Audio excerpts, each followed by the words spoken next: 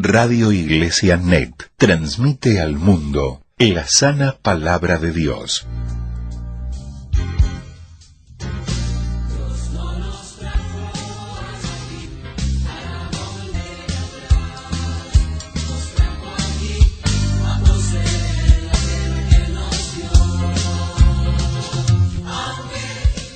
Hay un principio divino, que es irrefutable, y dice que hasta que vos no vivas en el nivel que Dios quiere que vos vivas, no vas a tener reposo. Siempre en una guerra, y pese a estar más expuestos, los que pelean son los que van al frente. Y si Dios no fuera omnipresente, significa que está en cualquier lugar o en todo lugar y en todo momento, si Dios no fuera omnipresente, Él seguramente estaría en las filas del frente. Esa es una mentalidad muy diferente a la de los hombres. Es la mentalidad del reino de Dios. Y es, al mismo tiempo, el mensaje que el reino tiene para el mundo. En el Evangelio de Lucas, en el capítulo 11, los versos 1 al 4, dicen y cuentan esta historia. Aconteció que estaba Jesús orando en un lugar, y cuando terminó, uno de sus discípulos le dijo: Señor, enséñanos a orar, como también Juan enseñó a sus discípulos. Y les dijo: Cuando oréis, decid: Padre nuestro que estás en los cielos, santificado sea tu nombre, venga tu reino. Venga tu reino. Venga tu reino. Hágase tu voluntad, como en el cielo, así también en la tierra. El pan nuestro de cada día, dánoslo hoy, y perdónanos nuestros pecados, porque también nosotros perdonamos a todos los que nos deben. O sea que nuestros pecados son perdonados cuando nosotros perdonamos las ofensas de otros. Hay veces que las personas no quieren perdonar a alguien hasta que ese alguien no venga y se disculpe. Eso es cobrar el perdón. No cobres tu perdón, porque Dios no te cobró por perdonarte a vos. Todos los que nos deben, y no nos metas en tentación, mas líbranos del mal, termina el verso 4. Vemos aquí que cuando los apóstoles le preguntan al Señor cómo tenemos que orar, Él les dice que oren de la siguiente manera: pídanle al Padre que aquello que opera en el cielo, opere también en la tierra. O sea, pídanle al Padre que según funciona el reino, su reino, el reino de Dios, en el cielo, queremos verlo funcionando aquí en la tierra. Por eso es: venga tu reino. Yo no sé lo que harías si de pronto un día, una carta, un telegrama, un llamado de teléfono, lo que fuere, te enteras que un familiar al cual no conocías, o conocías muy poco, o te habías olvidado, se murió y te dejó una pequeña, mediana o gran herencia. ¿Qué harías?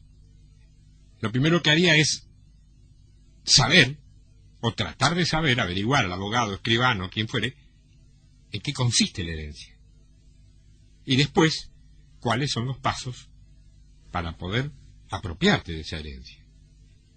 ¿No sabes que nosotros como iglesia tenemos el mismo punto, el mismo derrotero, y no hemos hecho, o no intentamos hacer, lo que haríamos con cualquier otra herencia? De allí el título, y de allí también lo que vamos a compartir, que seguramente te va a venir muy bien: herederos del reino. Así se llama porque eso somos, herederos del reino. Venga tu reino. Extremos. Hay un extremo en ese pueblo que se opone a la verdad que se revela. Hay otro extremo en ese mismo pueblo que tira a la basura todo lo que había aprendido y hace convertir todo lo que acaba de aprender. Es decir, no mantiene un fundamento firme. Y el péndulo comienza a balancearse entre, por un lado, los obstinados, tercos, porfiados, cabezas duras, que dicen, no puede ser esto de Dios, yo llevo 20 años aquí y siempre se hizo así, contra o con aquellos otros que dicen vos sos un anticristo, nada de lo que vos haces sirve y todo ahora se hace así. Son dos extremos, los dos están mal, los dos están mal. Y todos los extremos son malos y es considerado pecado. Pero entonces aparece allí lo que se puede llamar como un remanente, que es un pueblo que recibe una verdad, la madura y la ejecuta, y ya, al ejecutarla, se siente en deuda y sigue buscando más verdad. Entonces le llega la próxima verdad. Ojo, no desecha la que aprendió, sino que acrecienta su conocimiento y continúa creciendo, como dice la palabra, de gloria en gloria. Toda la verdad de Dios está presente. Toda la verdad de Dios está presente. Pero la revelación es progresiva y debe utilizarse para expandir el reino.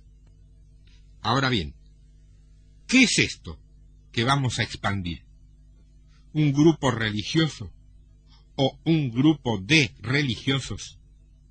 ¿Quizás un montón de iglesias en cada esquina adorando a Dios?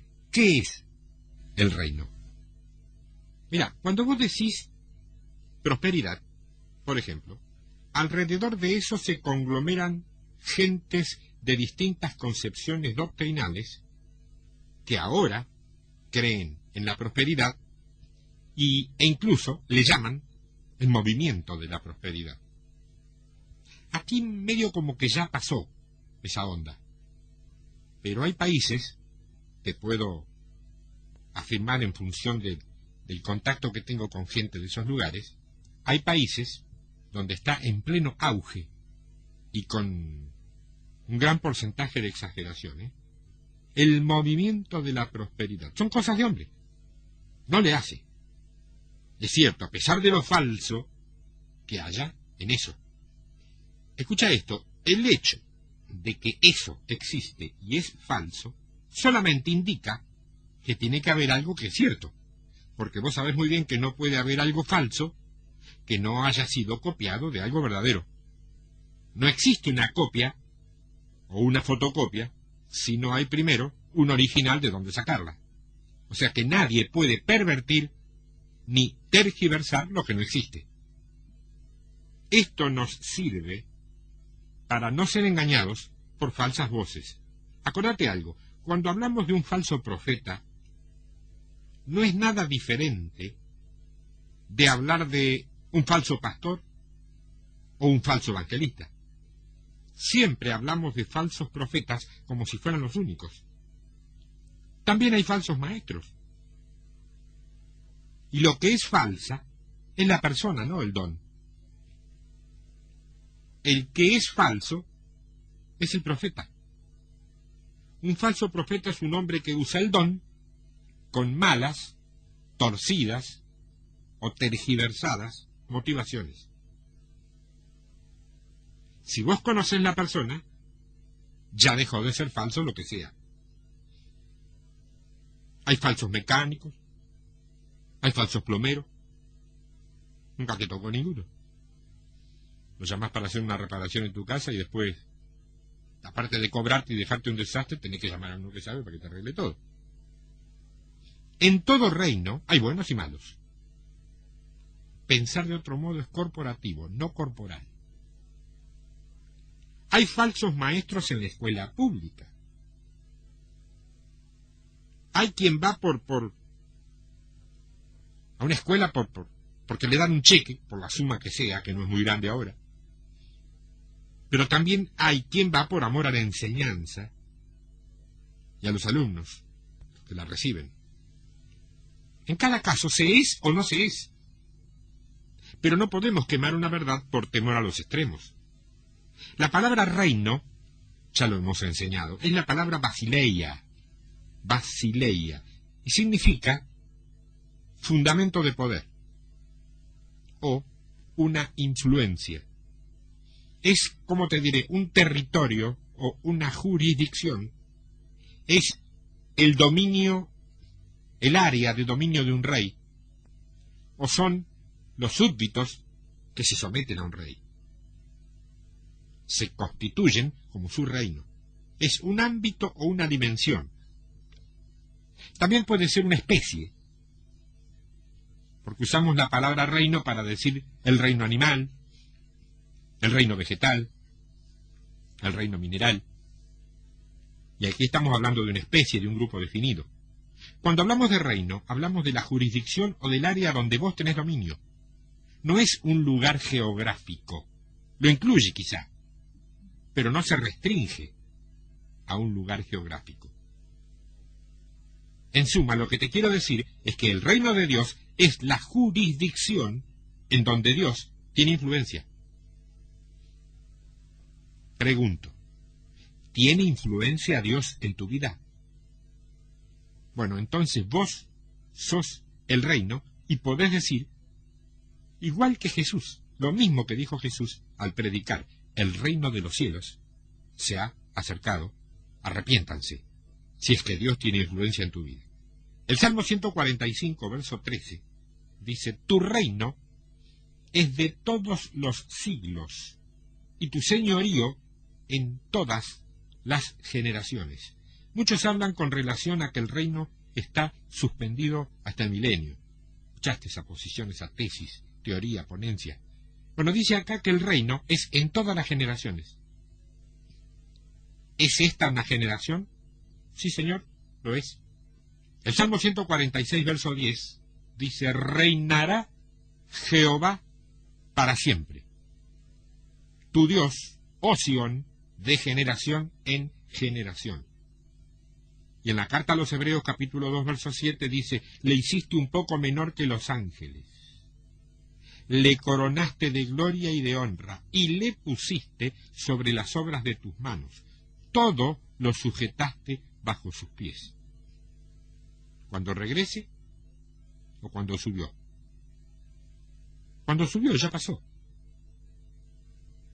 Mateo capítulo 28, verso 18. Y Jesús se acercó y les habló diciendo, toda potestad me es dada en el cielo y en la tierra. ¿Qué quiere decir? Mañana. Dentro de un rato. No. Ya se le entregó. En el cielo. Y en la tierra también. Estoy hablando de reino y autoridad. En la carta a los Colosenses, capítulo 1, verso 13, leemos, el cual nos ha librado de la potestad de las tinieblas. Potestad aquí equivale a derecho legal. El cual nos ha librado de la potestad de las tinieblas y trasladado, fíjate que es el tiempo de verbo pasado, trasladado al reino de su amado Hijo. Ya llegó. Por eso estás allí. Les dijo a los judíos que el reino de Dios les sería quitado y entregado a otra gente. Gentiles. Gentiles. Bueno, vos sos parte de esa otra gente. Ya les fue quitado y a vos te fue entregado. Son escrituras. Escúchame, esto ni siquiera es una predicación. Ni siquiera es una enseñanza, estoy leyendo la Biblia. Acá hay solamente un hombre leyendo una Biblia. Nada más. Lucas capítulo 12, verso 32. No temáis, manada pequeña, porque a vuestro Padre le ha placido daros el reino. ¿Manada pequeña? Sí, manada pequeña. Pero, hermano, acá somos muchísimos. ¿Sí? No me diga. Manada pequeña. Remanente, si vos querés, y te suena más lindo. Pero es imposible darte algo que tiene que venir mañana, ¿no es cierto? Pues el reino de Dios, cuando venga, veremos la nube, el arpa. Él dice, buscad primeramente el reino. Dice eso, ¿no? ¿Y cuándo vas a buscar el reino? El día de mañana, cuando te mueras. No, cuando te mueras no vas a poder buscar nada. Es ahora. Es Ahora, busca primeramente el reino, te dice, de su influencia, de su poder, de su autoridad, de su propósito, de su objetivo. Pensar como un rey, o un embajador primero, y dice Dios, yo me hago cargo de todos los gastos después, pero vos haces eso. ¿Vos viste alguna vez embajadores que se preocupen por sus gastos? Ni siquiera el nuestro, estando como país como estamos, se preocupa por lo que gasta. ¿Por qué? Porque todos los gastos de un embajador lo cubre su gobierno, lo cubre la nación a la cual representa. Pregunto, ¿te olvidaste que en algún lugar dice que somos embajadores del reino de Dios en la tierra?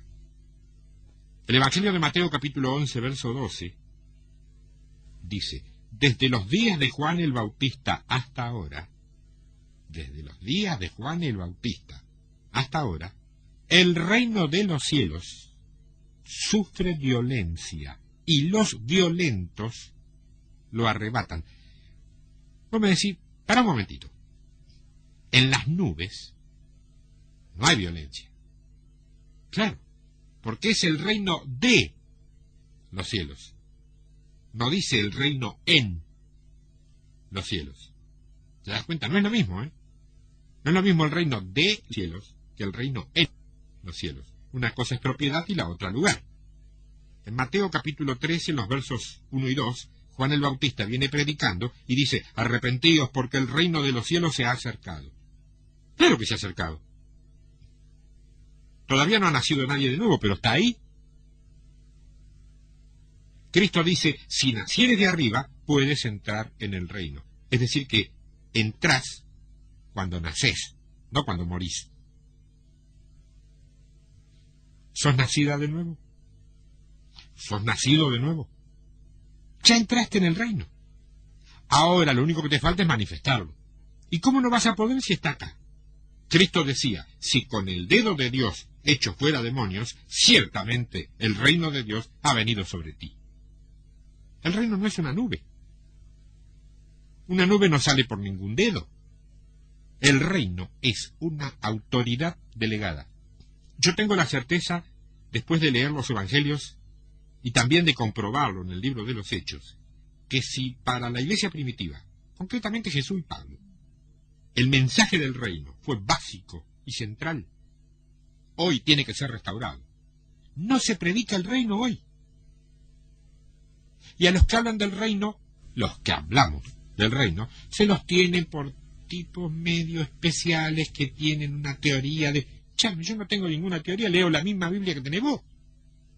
La Biblia que dice que el Evangelio de Jesucristo es el Evangelio del reino. No de las 4 verdades explosivas, ni del nacimiento, todos esos son agregados o aclaraciones que él fue haciendo. Se ha hecho una doctrina del nuevo nacimiento, y el nuevo nacimiento es una anécdota que está en un solo evangelio que tuvo Jesús con un viejito que vino a la medianoche, muerto de miedo porque lo iban a correr los otros fariseos a preguntarle qué tenía que hacer para ser como él. No jorobemos. Yo no te voy a venir a sentar doctrina, no te voy a decir que hay que fijarse en el contexto y no en el versículo suelto, porque eso ha sido históricamente la diferencia, la lucha, la puja entre sectores denominacionales A y B. A uno les gusta agarrar un versículo suelto, al otro les gusta agarrar el contexto. Yo no te voy a decir ninguna de esas cosas, no me interesa lo denominacional. Lo que sí te voy a decir, que no podemos hacer una doctrina de un versículo o de la mitad de un versículo. Muchos se han equivocado y no han entendido la restauración de la cual estoy hablando, porque el producto de nuevas alabanzas no es la innovación de nuevos instrumentos. Hay una renovación cuando hay una nueva mentalidad, no cuando hay nueva música solamente. La razón por la cual hoy estamos como que no sabemos para dónde ir es porque hemos restaurado todo. Somos conscientes. Hasta la iglesia más ortodoxa, más conservadora, ha restaurado todo su movimiento, pero no el mensaje. Entonces empezamos al revés, porque es el mensaje el que va a restaurar tu manera de pensar. Y al cambiar la forma de pensar, cambias tu estilo de vida. Y si tenés un ministerio, en ejercicio, también cambias el estilo de tu ministerio. Lo que necesitamos entender entonces es cuál es el mensaje del Evangelio. Créeme o no, el 70% de la iglesia lo desconoce. Cuando la iglesia predica destrucción en el tiempo final, eso no es el mensaje de las buenas nuevas. ¿Cómo hace buenas nuevas que te digan que esta noche viene un terremoto con el diablo que te pincha de la cola y te lleva? ¿Qué buena nueva es eso? Evangelio es buenas nuevas. Y buenas nuevas son buenas y nuevas. No son buenas noticias. El tema jamás será el ancla para atraer a la gente al reino de Dios. Toda palabra que no trae esperanza no viene de la boca de Dios. Una palabra puede ser fuerte, te puede coscorronear, pero si te deja la puertita abierta a decir, mira, es cuestión de hacer esto y salimos, hay una esperanza. Ahora, malo por malo, en el Evangelio de Marcos capítulo 1, verso 14, dice, después que Juan fue encarcelado, Jesús vino a Galilea predicando el Evangelio del reino de Dios, diciendo, o sea, de esto consta ese Evangelio. Lo predicaba diciendo lo siguiente, es decir, lo que yo estoy por decir describe el mensaje. Eso decía Jesús. Y dice, citando a David, el tiempo se ha cumplido. Esto significa que la esencia del mensaje del reino es que no tenemos que esperar nada. Que lo que tenía que pasar ya pasó. El reino de Dios se ha acercado. Arrepentíos y creed en el Evangelio. ¿En qué Evangelio? El Evangelio del reino. ¿Y cuál es la noticia del reino? Habrá un rey llamado Satanás y ya no será rey. Va a ser destituido. Yo, dice Cristo, voy a ser instituido y comienza un nuevo reino, el reino de Dios. Ese es el mensaje. De manera que el reino tiene mucho, pero mucho que ver con un tiempo ya cumplido. Un tiempo que ya está vigente. Un tiempo, si vos querés, con más claridad, un tiempo que ya comenzó. Y que sigue aumentando progresivamente y que no cancela manifestaciones literales futuras. Pero Dios es el mismo ayer, hoy, mañana y siempre. El rey tiene súbditos ayer, hoy, mañana y siempre. No tiene principio, no tiene fin, es de generación en generación. No lo podés suspender con tu doctrina. Si Dios no tuviera poder hoy, muchos de los que están escuchándome allí y yo mismo estaríamos chapaleando en el barro del pecado una inmundicia. ¿Querés que te la vuelva a decir? Si Dios no tuviera poder hoy, muchos de ustedes, vos y yo, estaríamos chapaleando en el barro del pecado y, como te dije, de la inmundicia. Jesús utilizaba parábolas para hablarle a su gente. ¿Qué es una parábola? Es un relato literal y físico que encierra un principio espiritual. Te repito, una parábola es un relato literal, concreto, claro, preciso, conciso, y físico, porque está situado en un lugar, un tiempo, una distancia, pero que encierra un principio espiritual. Es decir, si vos te quedás con el relato, te vas a enterar, de última, de una anécdota simple, quizá, que ocurrió allá hace muchos años en un determinado lugar de Palestina. ¿Y qué va a servir eso para tu vida? Quizás se pueda sacar alguna moraleja o hacer algún dibujito. Pero si vos encontrás, el Espíritu Santo te revela el principio espiritual que está encerrado en esa parábola, eso da crecimiento, da madurez y bendice enormemente tu vida. Bajo ese prisma, en la segunda media hora, vamos a encontrar las bases y las credenciales, tales como nos corresponden por ser herederos del reino. Usted está escuchando al maestro Néstor Martínez. Para comunicarse por email, tiempodevictoria@hotmail.com.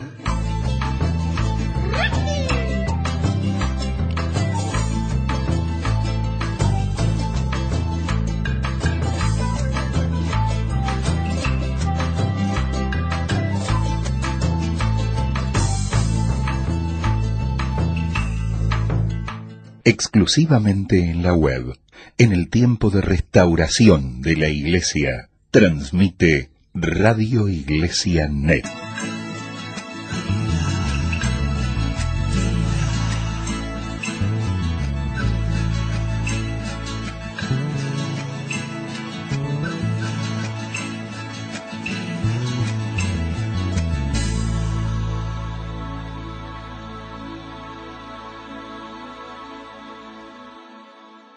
Continuamos en Tiempo de Victoria.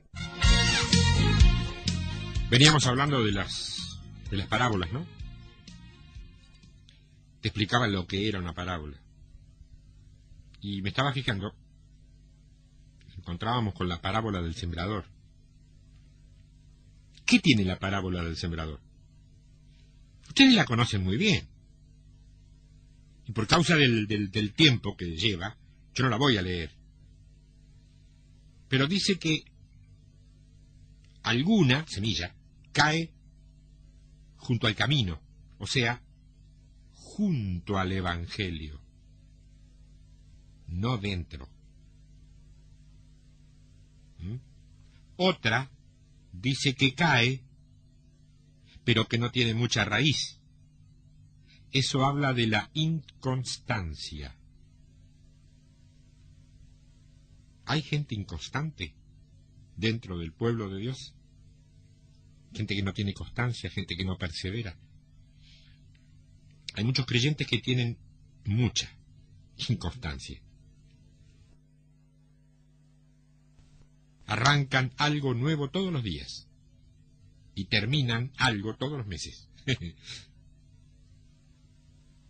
Está bien, no pierden nada más que tiempo, pero si nos ponemos a pensar que en ese tiempo hay gente que se va al infierno, o hay gente que podría haber sido restaurada y no lo es, o hay gente que podría haber madurado y evitado algunos coscorrones, ¿te das cuenta? Otra dice que se ahoga por las cuestiones del mundo, es decir, la avaricia. Y una cuarta parte de este terreno da fruto. Y de esta cuarta parte, solo una tercera parte produce 100. O sea que en la minoría siempre está el remanente. Siempre está el terreno fuerte y bueno. Vos vas a seguir estando orgulloso de pertenecer a la congregación más grande de tu lugar. Donde quiera que vos vivas, ¿eh? Esto se escucha hoy aquí y vaya uno, Dios sabe dónde va a ser escuchado. Ya sea por cassette, ya sea por internet, ya sea por donde sea. Va a ser escuchado en cualquier parte del mundo, quizá. A esa cualquier parte del mundo pregunto. Vos, hermana, ¿vas a seguir estando orgulloso u orgullosa de pertenecer a la congregación más grande de tu lugar, de tu ciudad, de tu pueblo? Cuando la palabra te está diciendo lo contrario. Esto no quiere decir que haya que hacer metodología de iglesias pequeñas o de congregaciones pequeñas. No hablo de métodos. Hablo de reino. Entonces él comienza a predicar esta parábola, la del sembrador, y después continúa y le habla de la parábola del trigo y de la cizaña, en el verso 24, ya lo hemos enseñado eso. ¿Y por qué te leo esta palabra? Porque todas te están explicando, parábolas, ¿Qué es el reino de Dios? Fíjate si no. Mateo capítulo 13, verso 24. Les refirió otra parábola diciendo: el reino de los cielos es semejante a un hombre que sembró buena semilla en su campo, pero mientras dormían los hombres, vino su enemigo y sembró cizaña entre el trigo, y se fue. Y cuando salió la hierba y dio fruto, entonces apareció también la cizaña. Esto es clave. Vos sabés lo que es la cizaña, lo hemos enseñado. Es la palabra falsa. Incluye personas. Lo que parece alimento y no lo es. Lo que en lugar de ser semilla de trigo apta para engordar y para nutrir, es cizaña que primero te intoxica y después te mata. Pero dice que la cizaña aparece cuando sale la hierba y da fruto. No antes.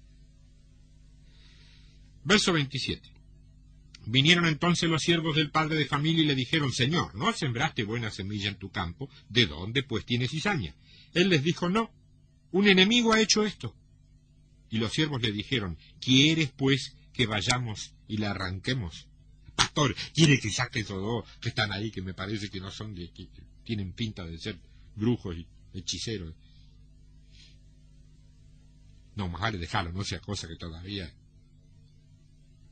no pase como a Gamaliel.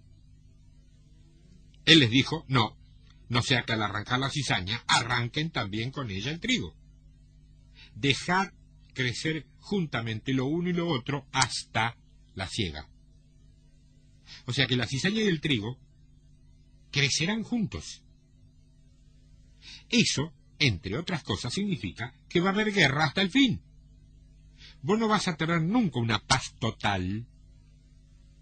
Así que te vas a tener que acostumbrar a ser soldado, militante, estar en batalla permanente. La cizaña va a estar a nuestro alrededor hasta el fin, como palabra, como presión, como opresión. Y al tiempo de la siega yo diré a los segadores: recoged primero la cizaña y atadla en manojos para quemarla, pero recoged el trigo en mi granero. Listo. Ya no busques más comentaristas ni busques más teólogos. Ya no revises más tesis, ni teorías, ni ponencias. Está muy y bien claro. La cizaña se va primero. Continúa hablando del reino de Dios y dice que es como una semilla de mostaza. Y ahí nos habla de la reacción múltiple de tamaño del reino, que comienza insignificante, pero termina arrasando con todo. Termina arrasando con todo, de ninguna manera huyendo en una gran fuga. Digo, por si queda todavía alguna duda por ahí. No interesa en dónde la siembran. Está destinada a quedarse con todo. Esa es la enseñanza de la parábola. Después comienza a decir la parábola de la levadura, la de las 3 medidas, que no es otra cosa que el sinónimo, la sombra, el espejo, el ósmosis del reino de Dios. Empieza por un sector y lo leuda todo, porque es un reino que trasciende, no es un reino fijo. Es más poderoso que todos los reinos de la tierra. Cuando vos lo crees, ¿eh? Seguro.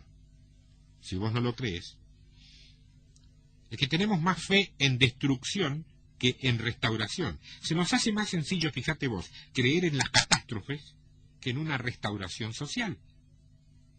Entonces hay que preguntar: ¿a qué Dios estás sirviendo?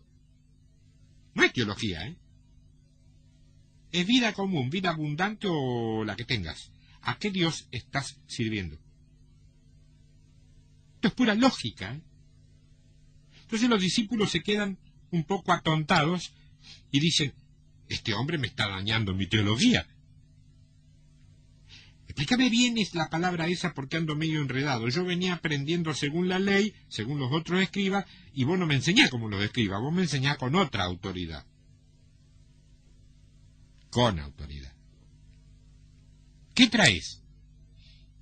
Entonces se queda un grupo chiquito Después que se van todos los que habían venido por los peces y los panes, los que habían venido para ver si se sanaban de algo, si se le ponía oro los anteojos, si se caían, si temblaban, si se ponían a reír, a cantar, a danzar un poquito. Después que se van todos esos, se queda un grupito chiquito y le preguntan, maestro, explícanos bien cómo es este asunto. Y el maestro comienza a explicar teología, exégesis 1. No, empieza a explicar el reino de Dios. ¿Y qué dice? Verso 36 de Mateo 13. Entonces, despedida la gente, entró Jesús en la casa, y acercándose a él sus discípulos le dijeron, explícanos la parábola de la cizaña del campo. Respondiendo él les dijo, el que siembra la buena semilla es el Hijo del Hombre. ¿Quién siembra la semilla? El Hijo del Hombre.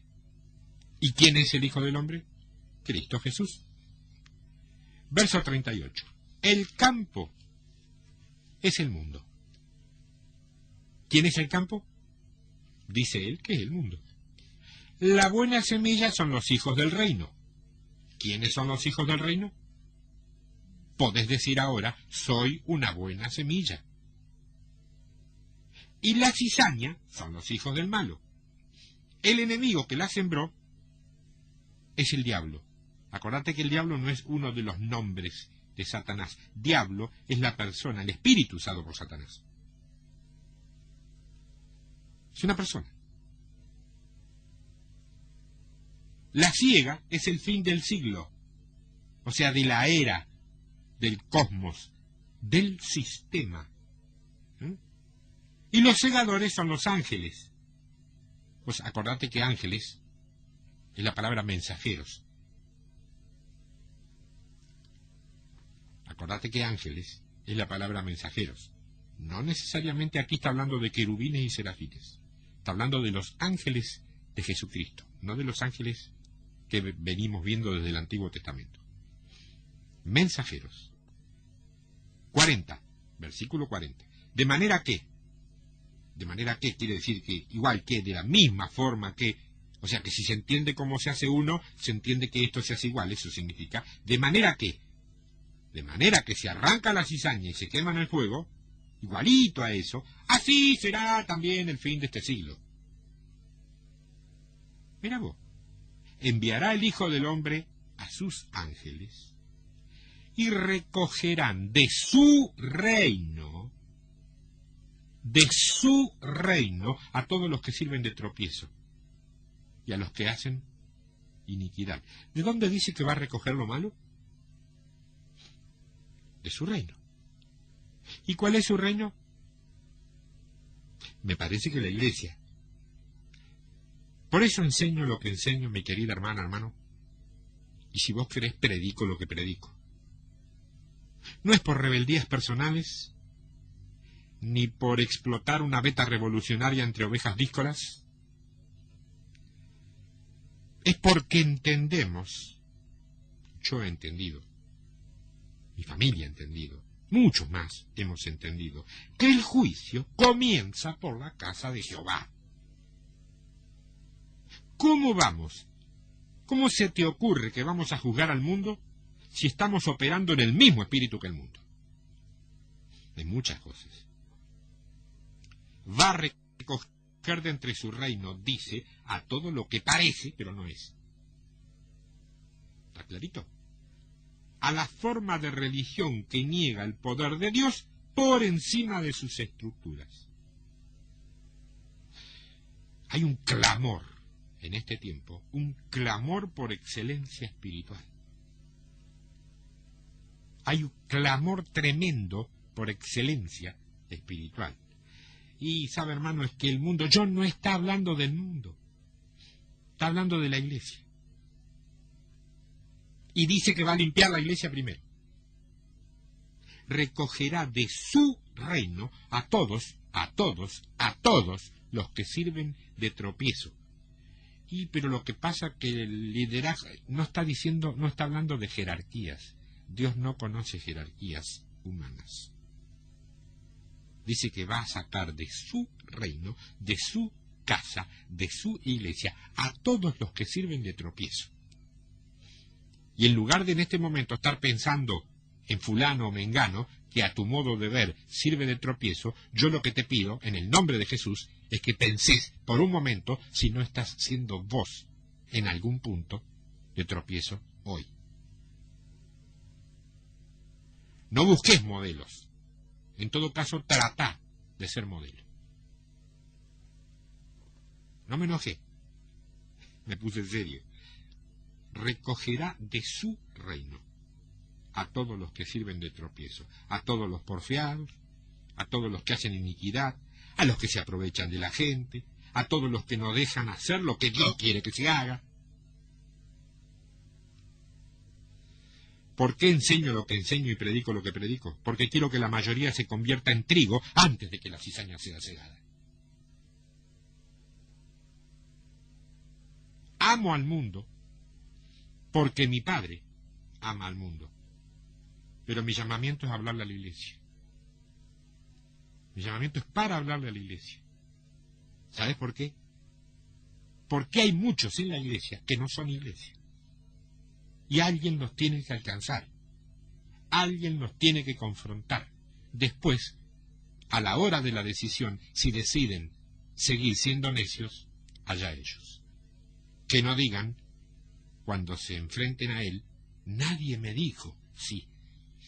Te lo dijo un tonto inútil un sábado a la mañana por una radio FM de una ciudad de 1,5 millones de habitantes. Te fue dicho. Yo te mandé a ese inútil a que te lo dijera y vos lo escuchaste. Verso 42. Y los echarán al horno de fuego. Yo no puedo entender qué es lo que hace la gente con estas escrituras. Yo no sé si las ponen en el baño, qué es lo que hace, porque dice que los echarán al horno de fuego a los que retira de su reino porque causan... No entendés el contexto, ¿no? Y allá será el lloro y el crujir de dientes. Verso 43. Entonces, cuando ya la cizaña no esté en el medio y ya no jorobe más, entonces los justos resplandecerán. Y claro, porque antes no podían resplandecer porque cada vez que se mira a la iglesia, se ve doble ánimo, se ve cizaña, se ve doble mensaje, se ven algunos buenos y otros pésimos, y eso no atrae ni trae a nadie. Pero cuando Dios la limpie y los justos resplandezcan, las naciones van a venir porque van a ver al fin la gloria de Dios en la iglesia. Los justos resplandecerán como el sol en el reino de su Padre. El que tiene oídos para oír, verso 44. Además, aquí en casi todas las Biblias aparece un título, un subtítulo relacionado con la parábola del tesoro escondido. Pero a mí me parece que esto debería ser todavía la continuación de lo anterior, porque cuando uno dice además, es porque todavía no terminó de decir lo que venía diciendo. Porque vos sos esto y otro, le decís a ese que querés mucho, y después decís, y además, seguí hablando. Le va a seguir obsequiando con adjetivos. Entonces, además, el reino de los cielos es semejante a un tesoro escondido en un campo, el cual un hombre halla y lo esconde de nuevo, y gozoso por ello va y vende todo lo que tiene y compra aquel campo. Vimos que el que siembra la semilla, ¿es quién? Es la buena semilla, Cristo. Dijimos que las semillas son los hijos del reino. Dijimos que la cizaña son los hijos del malo. Dijimos que el enemigo es el diablo y que la ciega es el fin del sistema, el fin del siglo. Ahora mira otra vez el verso 24. Allí dice que el reino de los cielos es semejante a un hombre que sembró la buena semilla en su campo. Es decir, que no salió a sembrar buena semilla en cualquier parte. La sembró en su campo. Fíjate el verso 31. El reino de los cielos es semejante al grano de mostaza que un hombre tomó y sembró en su campo. Mira el verso 41. Enviará el Hijo del Hombre a sus ángeles y recogerán de su reino. Bueno, aquí cambió la palabra campo por la palabra reino. ¿Te diste cuenta? Estaba sembrando en su campo, pero después vino a recoger de su reino. Les dije que el reino, o que reino, no es solamente los súbditos, o sea, la iglesia, sino también la jurisdicción donde funciona el poder de Dios. Todas partes. su jurisdicción. ¿A dónde funciona el nombre de Jesucristo? En todas partes. Funciona en Alemania, en China, en Japón, en el cielo, en la tierra y en el infierno. Toda rodilla se dobla. ¿Sí? No hay otro nombre más alto. ¿Estoy en lo correcto? Entonces, eso significa que vos sos una parte del reino de Dios, pero no sos todo el reino de Dios. Hay miembros. Y también hay miembros en el reino de Dios que no son redimidos, son los ángeles. Son parte, son compañeros tuyos, son ministradores para los herederos de salvación. Y dice que un hombre, Cristo, encontró un tesoro. Dice así, ¿no? Y que lo vio, pero lo escondió. Ah, mira vos. Vos encontró un tesoro, ¿qué hace? Cristo lo vio y lo escondió. Por eso Cristo habla en parábolas. Interprétalo. Cristo camina y comienza a percibir el verdadero propósito. Acordate que Cristo fue ungido del Espíritu y nace y tiene que vivir como vivís vos. Y va madurando en la palabra, en las Escrituras. Comienza a reconocer que Dios tiene un propósito y que hay un tesoro, que son los hijos de Dios, reinando en su creación, en el planeta. Pero, ¿sabe una cosa? No puede divulgarlo. Porque dice la palabra que si Satanás o cualquiera de los príncipes hubiera sabido que Cristo venía para hacer lo que hizo, nunca lo hubieran crucificado. Tenía que callárselo. Encontró una verdad, encontró un tesoro, encontró una revelación, se la tuvo que guardar en el bolsillo, no le pudo tirar las perlas a los cerdos. Nosotros encontramos una revelación hoy y, si es posible, adelantaríamos el programa, saldríamos a la 1 de la mañana a contarla porque no damos. Él se la tuvo que guardar y era completa. No podía abrir la boca. Tenía que guardarla. Entonces la esconde de nuevo. Es como si vos te encontraras un especial, un producto que es único en una tienda, pero no llevas encima el dinero para comprarlo. ¿Qué haces? Lo escondes, vas, buscas la plata y te venía a comprarlo. No va a decir que nunca lo hiciste. Dejámelo separadito, no lo venda, que yo ya voy a buscar, no me alcanza la plata, voy a buscar y vengo. ¿Por qué? Porque lo viste en precio, porque era algo de calidad. Cristo encuentra una verdad, la esconde, comienza a hablar en parábolas para que los que son de Dios entiendan, pero los que no son de Dios siempre salgan confundidos. Los fariseos siempre se enojan, pero los sencillos siempre aprenden. Entonces está gozoso y entiende que hay un principio y que Dios quiere que sus hijos reinen, pero se acuerda que Satanás tenía derecho legal de la tierra, que el mayordomo del planeta era Adán. Y Adán tenía la mayordomía terrenal, pero en desobediencia le había entregado el título de la tierra a Satanás. Entonces, Cristo no podía hacer nada en cuanto a su revelación, porque no le pertenecía a la tierra para hacerlo. Entonces, gozoso por lo que encuentra, lo entierra de nuevo y dice, en Hebreos capítulo 12, que por el gozo que había delante de él, fue hasta la cruz. Y Filipenses nos dice que dejó toda reputación y que no escatimó ser igual a Dios y se redujo a semejanza a hombre y fue hasta la cruz y compró el campo y compró la tierra. Por eso la tierra tiembla a media tarde cuando él está en la cruz. Por eso se avergüenza el sol. Cuando su sangre toca la tierra, cuando su sangre toca el planeta, redime el título de la propiedad para entregársela a los verdaderos hijos de Dios. El reino de Dios es ahora tu ciudad, tu provincia, tu estado, tu nación, tu continente, te pertenece, porque sos heredero o heredera del reino. ¿He sido claro? Vas a preguntarme hoy también, o te vas a preguntar sin decírmelo a mí hoy también, ¿por qué no habrá hablado de un tema que tenga que ver con mi necesidad?